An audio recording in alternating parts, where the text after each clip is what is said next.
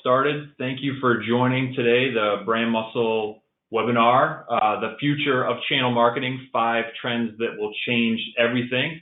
We're excited to share with you what we have today. My name is Jason Tabeling. I'm our Executive Vice President of Product Management. I've been with Brand Muscle for over 3 years in a bunch of different roles and currently lead our product management team. And I'm joined by our very distinguished and honored to have him guest speaker, Mr. Jay McBain. Hey, Jason, how are you?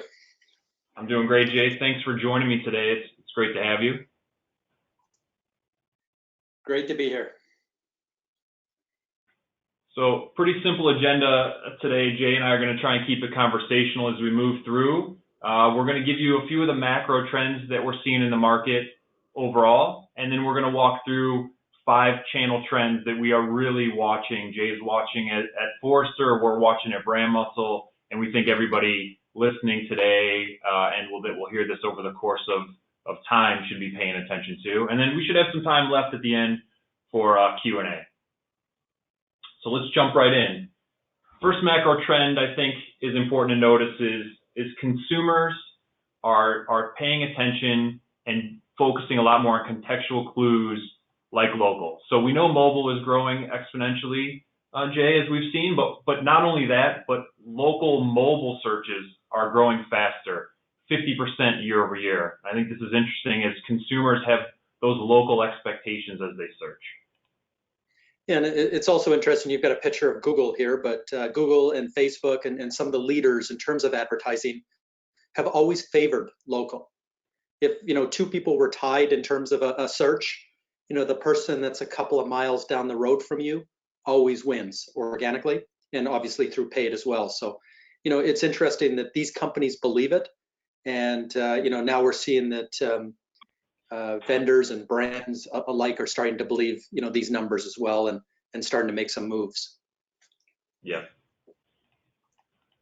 So I'll share throughout the course of today a few things from our State of Local Marketing Report for 2019, but here's one of them. We asked folks what their top marketing priorities of these channel partners were in 2019. And the top 3 were social media advertising, website and landing pages, and events. So events has been something that's popped up each year the last 5 years as one of the top 3. And I think that the key for these pieces is brands are looking for ways to engage with their customers. That's what the commonality between these 3 things are. Engaging in their communities with local events, engaging with their communities with social media, engaging with their communities and giving their personality and the brand with their websites or landing pages. So these are how they express themselves as brands and how they engage in the community. Yeah, what's interesting, and we're seeing these results as well, but you're starting to see that the future buyer, this customer we have today, whether it's B2B or B2C, starts to look the same. 68% of their journey is spent in a digital way.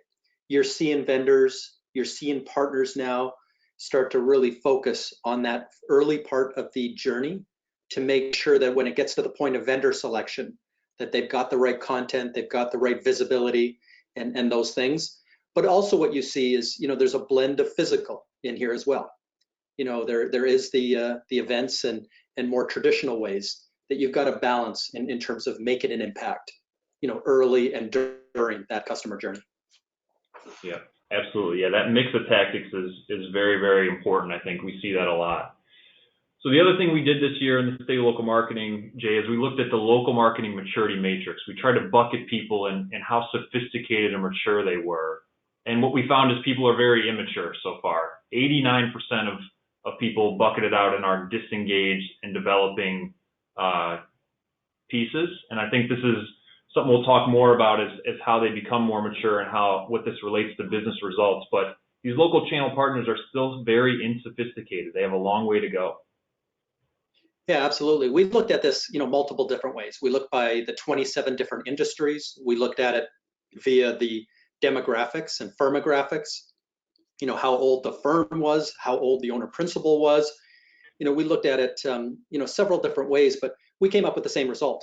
And the way we asked the question is it slightly different? And we said, are you one of those self-service people, do it yourself, you want to get in and really drive it yourself? Or, would you rather have somebody do it for you?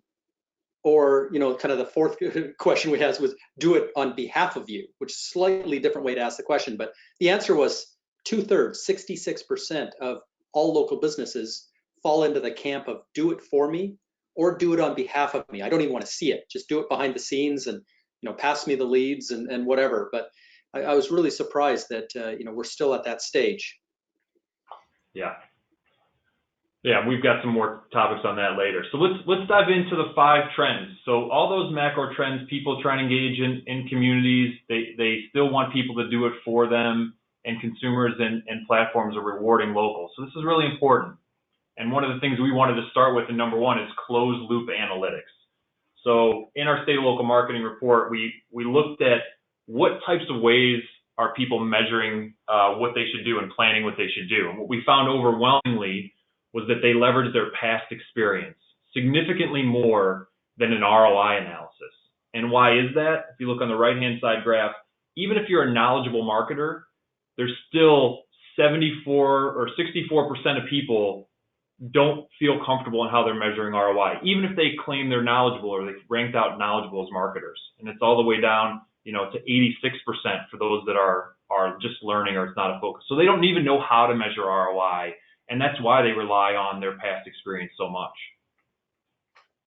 Yeah, we hear this all the time. And when we survey partners, this idea that what used to work for me and, 10 years ago, 20 years ago, I work on referrals, blah, blah, blah, doesn't work anymore. We've seen so many differences with the buyer. We've seen so many differences in terms of how products get acquired and what that journey looks like that if you're using past experience and history as a guide, you might be shocked that, not only do those tactics not work the same way they used to, but now you have some competitors that are more aggressive and are using, other sources to drive business. So it's kind of a dual threat of, just resting on your laurels. Yeah, absolutely. So we know people are trying to get more sophisticated here. Overall, marketers are spending over $1 billion with an expected pretty significant growth rate on media mix modeling. You're seeing customer data platforms, DMPs all grow. We saw just this week Facebook picking up place from Snap. So there's a lot of technology evolution here to help people manage some of those last mile conversions, people that are physically coming into stores as an example.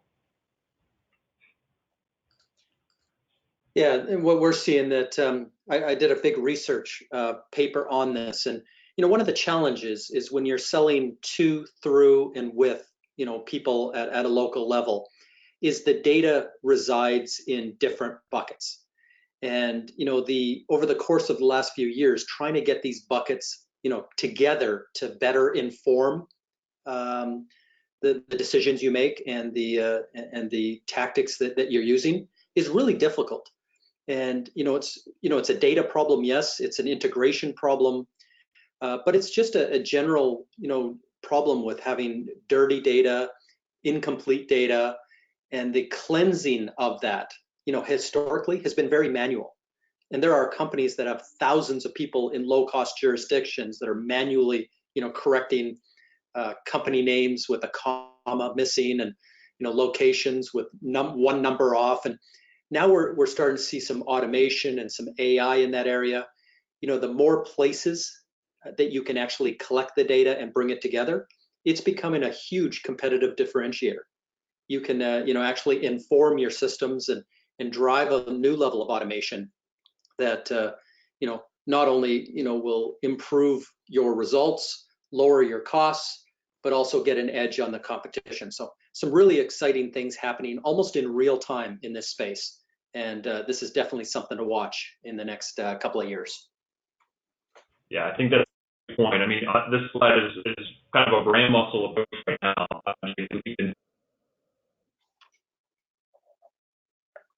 Micro level, this billboard, this newspaper, this event, it might be difficult to measure true ROI. But another way to think about this is take a look at a macro level, create some cohorts, look at sales for the entire location, all in, and then look at the activities that they're taking. So for example, in this case, we're looking at folks that took our advice in marketing and advertising. Here's the recommended tactics and media plans versus those that did not.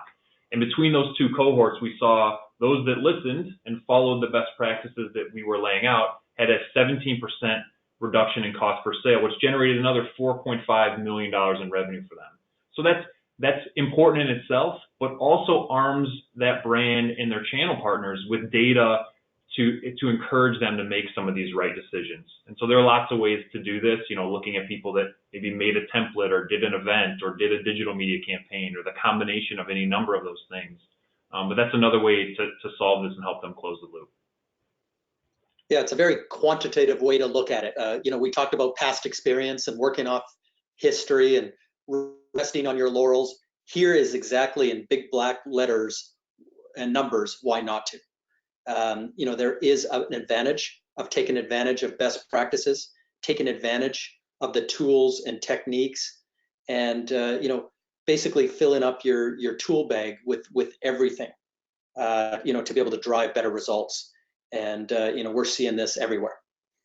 Yeah. Cool. So in general, we think closed loop, as Jay just mentioned, will help unlock some business knowledge and investment, making people smarter. Ad tech is making a lot of progress towards accelerating this for brands, but simply creating a learning and measurement plan is a great way to start and make some progress. So let's move to number 2, conversational user interfaces. At its base minimum, when we talk about conversational interfaces, we're talking about Facebook Messenger, chat, smart speakers. Those are the types of things where people are not necessarily typing or interacting with software, but leveraging text or voice. And so these things are expanding quickly. 3,000 chatbots are built per week with Microsoft. Millennials prefer, and 60% prefer text or chat as their most common way to engage with businesses. So people are changing the way that they interact with software, that they interact with businesses, and their preferences are evolving as well. Yeah, and we're seeing this, and I spend some of my spare time as part of the World Future Society, and basically people are making the bet now that what replaces smartphones is exactly this ambient computing, whether it's chatbot style or voice style. This is the Star Trek vision of the future, where we're going to move away from bricks in our pockets and in our hands to more of an ambient style where conversations really drive education, it drives collaboration, and most of all, it drives commerce. So that's on the consumer side. I think the same trend is true, Jay, for whether it be consumers or these channel partners. So we know that these guys are spending a majority of their day still on administrative tasks versus being out in front of your customers, engaging, selling, quoting, customer service, whatever have you. So they're looking for ways to simplify their day and get back to truly engaging their customers and driving revenue. And we think this trend can help impact that significantly. Yeah, and I know this is a huge frustration. I used to work for a company that actually was the administrative software for many of these partners. And we could see the level of frustration with just running the business and working in the business instead of on the business and stuff. So this is something that for decades now that we've been trying to move past, and I'm really excited with some of the technology and wrapped around automation and artificial intelligence and other things that can really get our partners back to doing what they do best, is working with customers and selling and really providing value. Yep.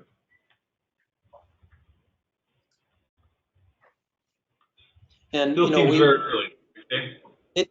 It is, and we're watching this really closely at Forrester. We look at the different capabilities. We look at these different platforms, as you mentioned earlier. We're trying to see the level of adoption. We also break it up by industry on the right. So we're really interested in the 27 industries. We're interested again in B2C, consumer versus B2B, and where partners play in the middle, and which industries are really leaning in. And you can see here some retail, e-commerce, hotels, up high in terms of the B2C play. But as we're moving, into more use cases and looking at this problem differently, we can see a lot of work being done now on basically changing everything. And 75% of world trade goes indirectly. So even in some of these industries that you see here, a lot of this has to expand and include, the partners and the agencies and the retailers and everyone in the middle, to make this a better experience for the customer. Yeah, absolutely. So for this one, just to summarize, we're seeing a lot of digital and voice conversations exploding from both a consumer and a business standpoint.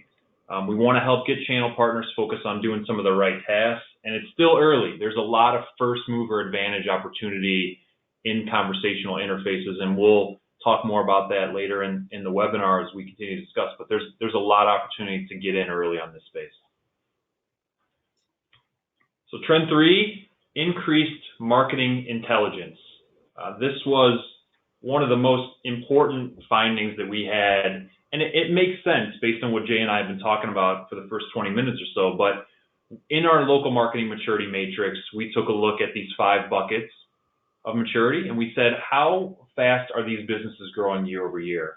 And as you can see, we talked earlier, 89% of businesses are in these bottom 2 buckets, disengaged or developing, and their businesses grew at 4.8% last year. Still good, but as you go from left to right and increase your maturity, you're seeing it go all the way up to 10% in that optimizing bucket of maturity. So literally double the growth, the more mature, knowledgeable, sophisticated these channel partners are in marketing. And so this drives real revenue by increasing their marketing intelligence.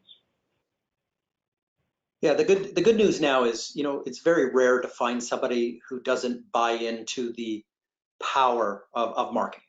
And, if you were to show them this, I don't think anybody would disagree with these numbers. Even in that column that I said, the do it for me and do it on behalf of me type of people, I think they know in their gut that it works, and they're probably competitively getting, challenged with companies who do it better than them. But, the fact of the matter is you don't have to do it yourself. You don't have to commit the resources, the time, the skills, the money. You don't have to start building out a marketing department. The thing is, outsourcing is a real option here. There are concierge services. There are, creative white glove type of services. Your brands very much want to work with you and, get the power of that local search, as well as obviously that local trusted relationship. So, the fact of the matter is, you don't have to completely transform your business as a partner to go and, reap some of these 2x revenue growth type of results. And that's, I think, the message that we really need to get out. And that's probably over the next couple of years going to really determine a lot of the winners and losers in the marketplace. Yeah, great point, Jay. We think this is, it doesn't have to be done on the backs of themselves specifically. So we also thought we would share a little bit more, behind the scenes of our local marketing maturity matrix. This is the sophistication we tried to put behind it. There are 7 dimensions across multiple competencies.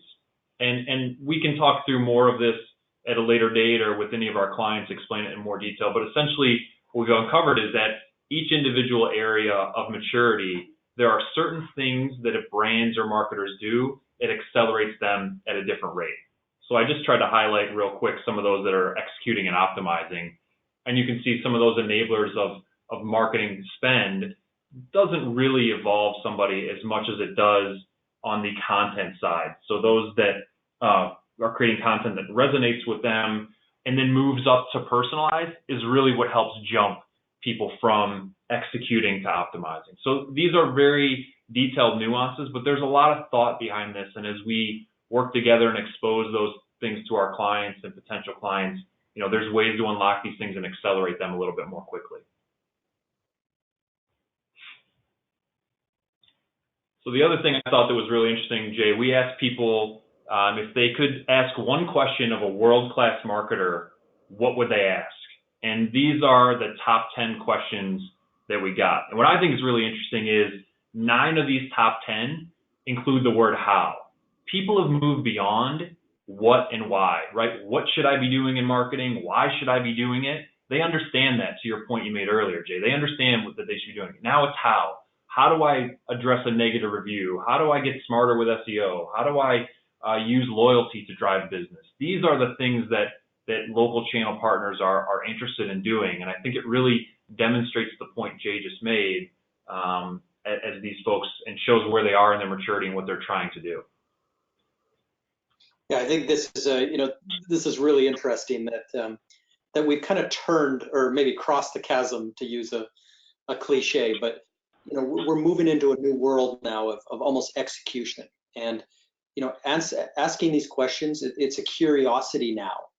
And you could do a Google search, I guess, on every single one of these. But the fact of the matter is, this is a great time to engage. This is a great time for brands, for example, to go start answering some of these questions, and start building content, start building messaging, and start engaging with your partners in this type of format.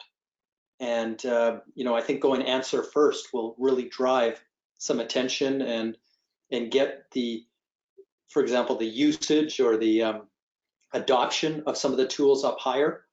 And obviously, in the previous chart, maybe driving some 2x revenue results immediately.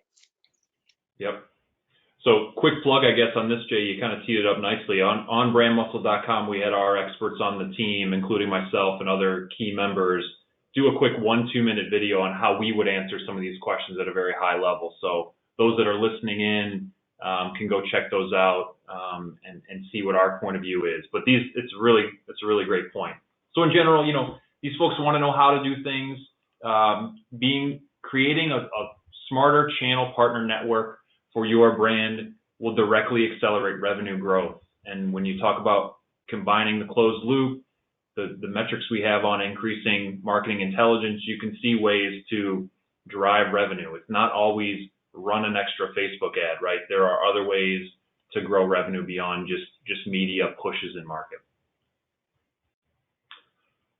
So speaking of media, our fourth biggest trend here is digital evolves traditional. So we think ad nauseum, Jay, everybody has heard and received the message, as you can see at the top 3 priorities, that digital media is here and a very important part of the mix. What we think is missing so far, and is a really important nuance, is digital is bringing new avenues to traditional. So I've got 4 examples here that Jay and I will talk through that we think kind of demonstrate this point. So I'll start with the first one, which is events. So we saw for the last 5 years, events has been the top 3 for these local channel partners, number 3 this year. And traditionally, this would just mean, hey, set up my booth at the event. Whoever comes, I rely on the marketer to drive people there, the event organizer, and I'll have some conversations at the booth, maybe get some business cards, and then move on. But we think now there's a lot of ways with digital to capture people before the event. There are Facebook events you can set up. There are Facebook event ad types you can set up. Programmatic direct mail or outdoor can help with this. At the event, you can capture device IDs, set up geofences and capture device IDs. You can email capture at your specific booth to understand who came there at the event. And then you can retarget those customers, days or weeks after they made the event, even with some sequential content to demonstrate that you know them and you're building a relationship over time. This is a way to extend the value of the event that your channel partners might be hosting today.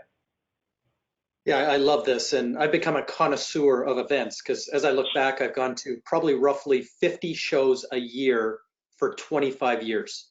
So other than having a lot of air miles, one of the things you start to notice is the events also have this idea of influencer marketing in them as well. The people that go to these events, what I call the super connectors, you'll see them speaking at the event. You'll see them sitting on the board of advisors. Some of the media sponsors at that event, you'll see them show up on the front cover of a magazine, do webinars and podcasts, and you can actually start to build out a list of influencers for the potential audience that you're going after. Once you build these influencers, they go to many other events because, the problem with events is there are, hundreds of thousands of these around the world. And even in a very tight industry, they probably have over 100 events a year that you won't be able to attend them all. But what's interesting, there are super connectors that do that. and using all of these pre-show, during the show, and post-show technologies and ideas, you can really drive that far beyond the event, which is pretty exciting, and a lot of brands are using this to their benefit. Yes. So let's look at another one that's out there. So direct mail obviously has been around for a long time. What we think is really interesting here is the ability to leverage geofencing to do digital just like direct mail. So there's this idea of addressable households. So no longer do you have to rely on zip codes or radius targeting. You can literally say address 123 789 1414, the 3 or 4 houses on the street that maybe just moved or just had a kid or have engaged with your website previously. You can target just those audiences. And so that specificity reduces potential media waste, leverages the insights you might have on that potential customer or current customer, and can bring digital to life for them. So let's look at another example here, Jay. I think out of home is one that has in our world of channel partners has a lot of vanity value, right? I want people to see my face on a billboard as I drive to work every day. That makes me feel good. And traditionally, you could not measure these. So there's 2 things that happen here. One is you can buy in a much more real-time programmatic way, the same way you can buy some display or video or other more pure traditional digital media tactics. It's been really great, but also you can now measure these with some foot traffic studies. So you can throw the ad up, and for the 8 seconds it's up, capture the device IDs that might drive down the highway, and for the 52 seconds that your ad's not up, capture those same devices and look at what the lift is to people that came into your business. Did the people that saw my billboard or drove by the billboard, did those device IDs come into my store more frequently than those that did not? And now you have some data to validate this billboard decision outside of, hey, I've always bought that billboard, or, I like seeing my face when I drive into work in the morning. So this is a great evolution, I think, to bring back life and data into a, very traditional tactic. Yeah, and it goes back to our comments about balance. I think we did a hard turn into digital, and, marketers that understand that obviously there's so many nuances to your customer, and getting to that magic number of 7 in terms of ways you can touch them or influence them along the way. The blend of physical and digital, but now physical has some tools and abilities to actually blend in some digital as well. So I think this is fantastic, and the work that's being done here is incredible to really drive the marketing for brands. Yeah, I think it can help influence that mix. That mix is really important. We get a lot of questions about digital today, but I think for us, we'll manage, millions of dollars for media this year, and it's still less than 50% at the local level is being spent on digital. And I think that percentage should be higher over time, but it should never be 0. And I think that's the mixed conversation we've had when we talk about top 20 priorities for 2019 or some of these channels. It should never be all of something, nothing of another thing. And that mix and balance that Jay's been talking about, I think, is really important. Yeah, we've done several studies, and it's interesting, almost the psychology of the buyer. When you ask them, why they made a purchase, how they got influenced in terms of buying one brand or another, a lot of times they'll kind of rattle off some things, but they actually, of the 7 ways maybe that they were touched along the way, along their early part of their journey, they can't actually identify whether it was a billboard, a radio ad, a tweet, a heavier piece of content like an ebook or something. They have a difficulty actually pointing out the 7 steps, but the brain registers it as such. And when it comes time to vendor selection, it works almost the same way. So, you can see this as, effectiveness wise, and obviously the chance to, hit a much bigger audience. So it's interesting that, our brains haven't changed or evolved, in the digital era. So you want to be doing multi-tactic. Yeah, it's a great point. So the last example here I have is potentially the most obvious of all these, but too important to not note. So there's connected TV. We know people are cutting the cord at record levels. Hulu and other folks are out there, and it creates an opportunity for connected TV advertising. So those were over $2 billion in 2018, which is up 40% year over year. And it just brings in, the same TV video content that you've always had the opportunity to buy, but on a programmatic level and with smarter intelligence, right? You can buy addressable households that we talked about earlier. You can buy behaviors, demographics, etc., that weren't available with the traditional TV model. So you'll see these continue to increase as YouTube TV and Hulu and others continue to get prevalent in the marketplace. And I think, it makes an old tactic new again, because there is value in the mix in these tactics. So summarize that point, I think, there's a lot of traditional tactics out there that haven't been digitized, but there are still plenty that have and evolved. And it's really opening up the opportunity to validate that media mix and look at ways to improve your measurement, targeting, and optimization with some of these traditional tactics that maybe those metrics and those optimization opportunities weren't previously available. So fifth and final channel trend that we wanted to talk about is intelligent marketing fund allocation. This is probably the most specific and nuanced of all of these, but for our channel partners, Jay, this is really, really important. And let's just start with this point to mention it.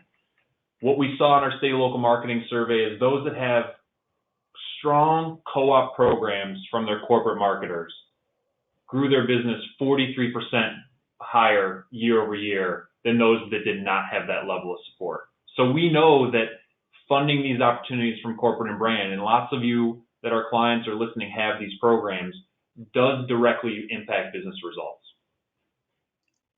Yeah, and I would add, one other nuance to this. One of the master changes that we're seeing in partnerships across many industries is the influx of different and new types of partners. I used to call them shadow channels because they're kind of coming in from different angles. And the traditional structure of a program, may be based on a transaction, a resale transaction that you get a percentage of co-op or a percentage of MDF dollars against. The change now is it may not be anchored on a transaction. So having an MDF program, market development funds program, for example, that is based on something else. And it could be based on a partner's specific strength with a buyer. It could be based on their strength in a sub-industry. There's 297 sub-industries. Could be on their strength geographically or locally. Could be based on their strength on a particular customer size or segment or sector, or in terms of the solution. But here's like 5 new vectors that you could actually invest MDF funds on to get those results we've been talking about without anchoring it to the traditional resale side of it. So there's several industries that's now happening, and brands are making some pretty significant gains in terms of investing MDF more widely and obviously deeper with to get more penetration in the market. Yeah, absolutely. So Jay, I know you and I have talked about this before, but for the audience, what we asked people in our survey this year was, are you using all your co-op funds? And what we saw was 72% of people said, yes, I'm using all of my co-op funds. So a vast majority of people said that. What we see in our actual data, though, is quite the opposite. So on the right-hand side, you can see that participation rates sub 60%, meaning they're involved at any level, less than 60%. Utilization rate of all the co-op funds that we manage is sub 40%.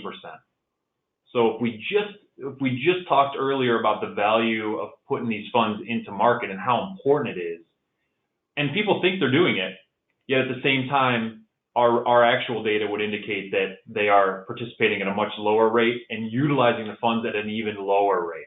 So our job in this, when we talk about intelligent fund allocation, we'll get here in a second, is we have to just think about increasing these 2, 3, 5%, 10% at the most would make massive impact and changes to the growth of the businesses that are operating in this model. Yeah, and what exasperates this is, some of those lower utilization rates, they still have some overpayments and some fraud and other things in there. And we've taken strides in terms of cutting that, but now there's technology, and I know Brand Muscle does a lot of this in terms of making sure that the dollars that are spent are legitimate and obviously driving value. Yeah, absolutely. So this one's showing our cards a little bit, but this is where we think this can go. And this ties together a lot of the things that we mentioned earlier. We think there's a huge opportunity to leverage big data, machine learning, conversational interfaces, natural language processing. All the marketing buzzwords do have value in this specific case. Imagine a world where we talked earlier where, Jay mentioned 66% of the people want to do it for me or do it on my behalf. We know 72% of the time people are spent doing administrative tasks. So that's a barrier to entry of using these funds. So in our minds, think about us proactively reaching out, leveraging our big data, leveraging machine learning, saying, hey, Pete, you've got $500 of co-op funds that's going to expire at the end of the month.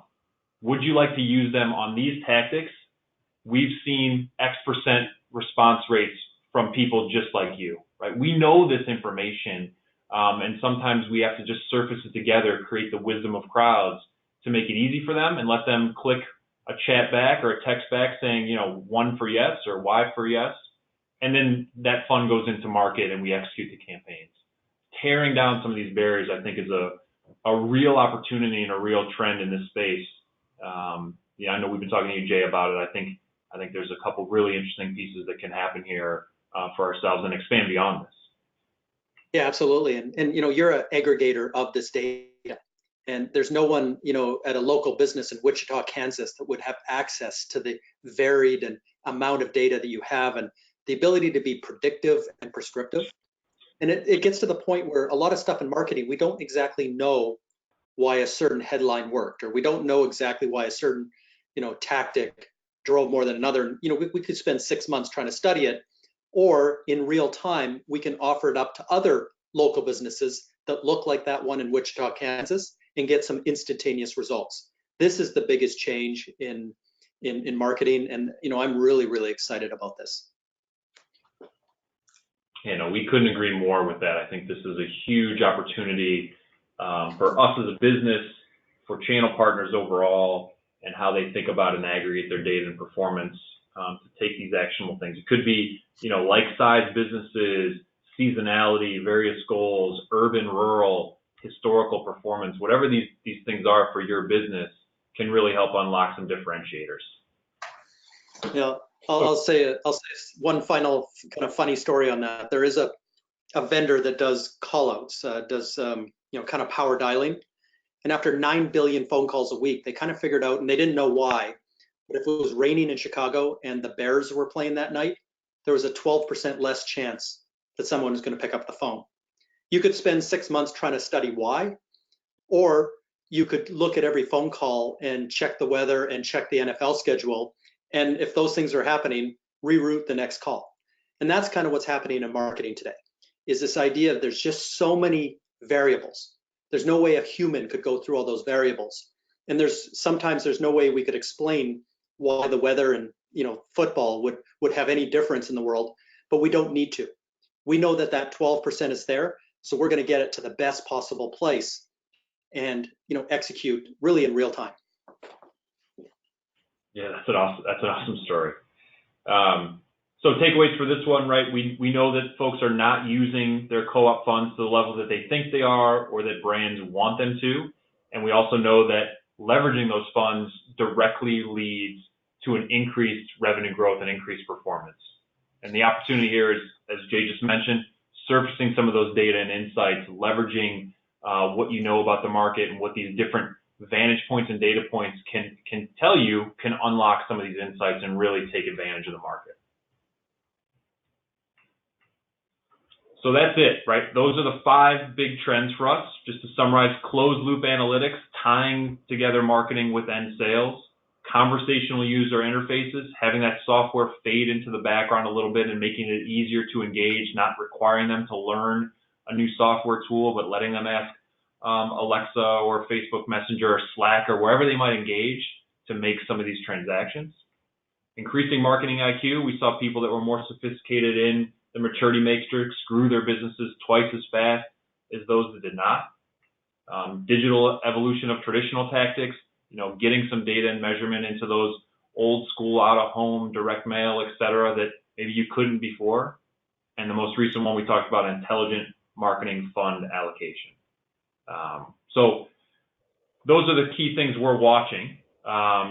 Jay, thank you so much. We have a few minutes here still for questions. I know that we have one or two that have already been submitted. So I'm going to call those up and say, okay, so this says, all this local ID, device ID capture is making me twitch. What about GDPR, and the coming California Privacy Act? So I have a point of view on this, Jay. Do you have anything you want to add first? Yeah, and it's a really good question because we're in the middle stages right now of regulation and legislation. And in the U.S., I think the California piece is going to start to lead to some national conversations. But in Canada, and you can go almost country by country now, and there's no world standard in terms of privacy and data collection and things like that. But the key part of it, though, is privacy and obviously the amount of data around individual type of information. So, being able to market and collect information and remain compliant, this is, another reason why you'd want to, work with a company that that does this and not go at it alone. Yeah, great point. I think there's so much more to be unlocked here. For us, we look for ways to ensure that we're complying already with these areas. I think the anonymous aspect of this is really important. For consumers, I think over time, we're going to be more transparent about how this data is being used and giving options. I think people, when I do this at presentations all the time and people ask me, I'm nervous about this, I say this little thing. Everybody in the room, raise your hand if you use Facebook or Instagram. Everybody's hand goes up. Okay, everyone hands up. Keep your hand up if you'd be willing to pay for Facebook or Instagram. Everybody's hand goes down. Right, so the trade-off that people are making there, it gets into conversations, you're going to see some advertising. You want these ads to be as smart as possible. You want them to be intelligent. You want them to be valuable to you because the services that you're being provided are also valuable to you. And so we have to be real sensitive here, and I think people have a lot to learn, both as companies, brands, publishers, and consumers. But change will come here, and as things get unlocked, there'll still be a lot of opportunity in this space. Absolutely, and we see, we've gone on. If you look historically, we're only just slightly more than 10 years into this, kind of social media phase. We're now at the point, though, that the pendulum swung a little bit too far in terms of the average consumer. Governments are now involved, in conversations around, regulating and governing this and perhaps breaking some companies up. I think the pendulum will swing back to the point where, we need to trust, whether it's free or we buy it, we need to trust the digital properties that we use. Once we can start to build some of that trust, then we're going to start to selectively give up some of our own privacy for our own benefit.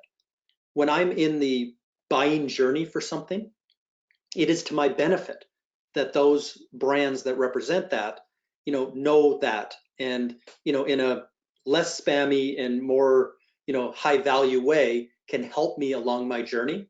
I'm definitely going to give up my my ability to let others know in that case. But people are a little bit shell shocked at the moment, and we're probably looking 4 or 5 more years before that pendulum can start swinging back. Yep. Yeah, great point. All right, Jay, this question just came in, it's specifically for you. So, Jay, you mentioned that in some of the industries, MDF isn't always anchored on a transaction. I'd love to know more. Where is this happening? How do people build a case to allocate MDF this way? Yeah, I'll give a couple of examples. One is in the technology industry. We're seeing upwards of 80% of new partners that are signing on. Like, for example, Microsoft is signing on 7,500 new partners a month, are non-transacting. They're not resellers.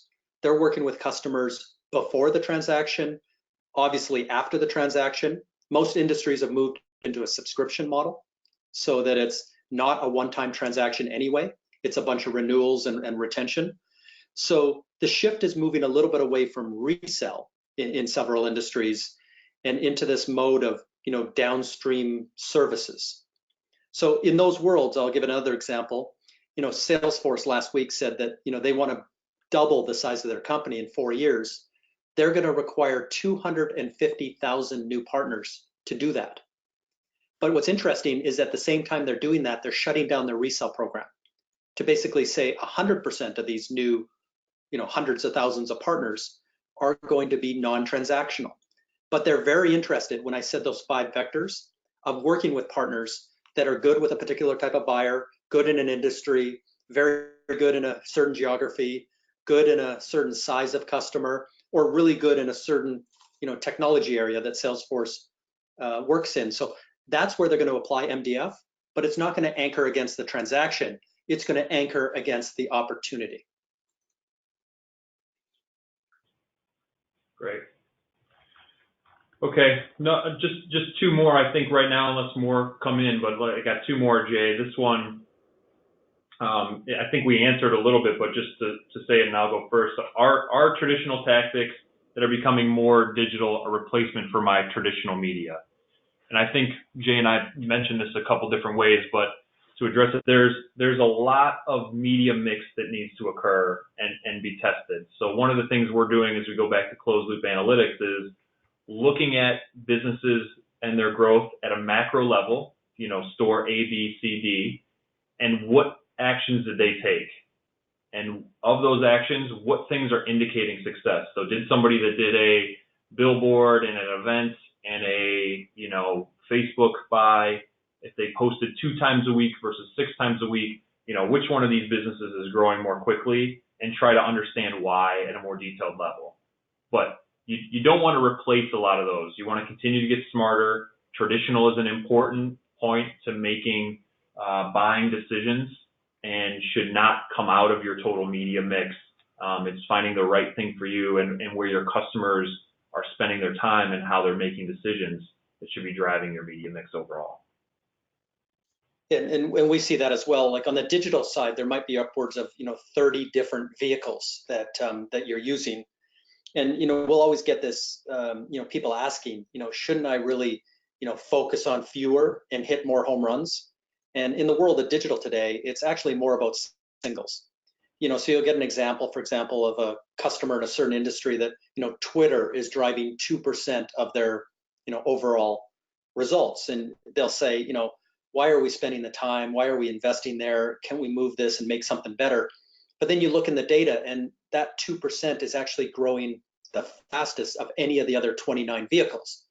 So having the breadth is as probably more important today. And you would ever hate to say that quantity over quality, but in today's world with the the amount of nuances about buyers and the way they consume information, that's the world we're in. And I always am very careful, when customers want to narrow down their focus, because that's just not the world we live in today. Yeah. Okay, Jay. I think there are no more questions out there right now, and I think it's a good time to give people a few minutes back and make sure they can make their next meeting on time and throughout their busy days. I'd like to thank Jay McBain and Forrester for joining us today. I really appreciate the time, Jay. It's been great talking with you and sharing some of these stories. And we will be, yeah. And we'll follow up with an email to everybody that attended with the content, and you can learn more about a lot of things we mentioned on brandmuscle.com, and we look forward to engaging with you guys down the road. Thank you for your time and joining, and have a good afternoon. Thanks, Jay. Thank you.